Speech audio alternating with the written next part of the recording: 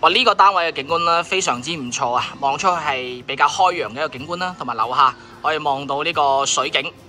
Hello， 大家好，我係阿黃啊。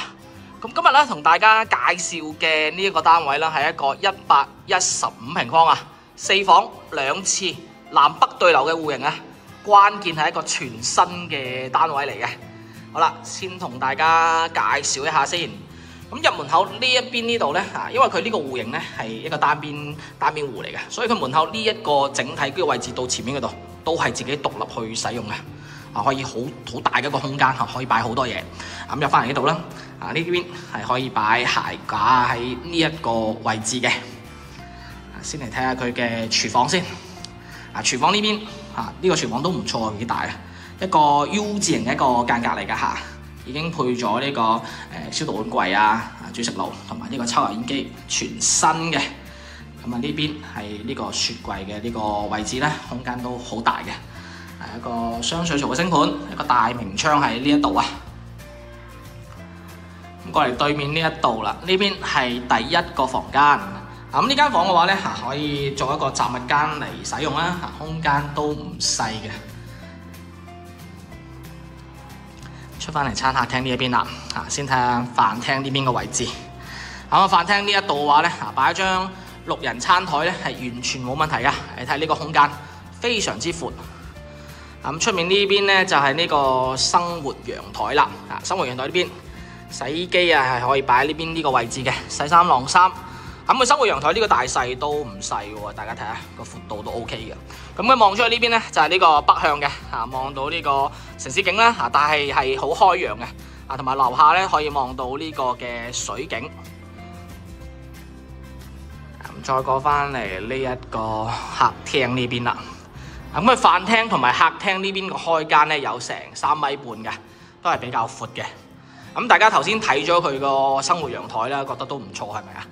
哇！再睇埋呢個景觀陽台，哇不得了啊！你睇下呢個陽台夠晒闊、夠晒大啊！喺呢個位 BBQ 完全冇問題啊！咁啊，呢個景觀陽台咧就南向望花園嘅，樓下呢邊嘅一個花園，樓間距比較闊啦，好舒服。關鍵咧佢呢度仲有一個位幾特別，陽台呢度咧可以連通去其中一間房嘅。再俾大家睇一睇呢個陽台嚇，我而家呢度。哇！真係夠晒大啊！呢個位擺喺度，擺張台度食飯都可以啊，好正。再入翻去休息區呢一度啦。先嚟到呢邊咧就係呢個公共衛生間嘅位置，鏡櫃、洗手台、馬桶同埋呢個淋浴區。淋浴區空間就相當之闊落啊。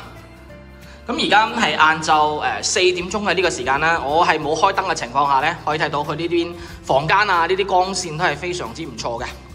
呢邊第2個房間，呢間房擺張5尺床，但係衣櫃冇問題嘅，喺度就可以連通出去個呢個景觀陽台嗰度啦。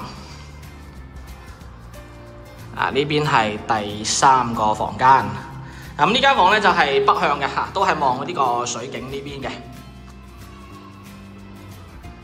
跟住嚟到主人房啦，主人房嘅呢個套房呢一度，整體嘅一個空間呢個轉成一個淋浴區啊。再講翻睡眠區呢度，睡眠區呢邊係夠晒大啦，呢度擺張6尺啊，再做大衣櫃都完全係冇問題啊！呢個空間光線都係非常之唔錯嘅。咁而家呢個全新嘅呢個單位呢。業主嗰邊係可以配晒全屋嘅呢啲家私電器放租嘅，係啦。咁佢呢邊業主掛盤嘅話咧，就係3800一個月嘅。咁或者係有啲咩嘅家私電器啊，需要添置啊，或者係更改咧，都可以同業主溝通。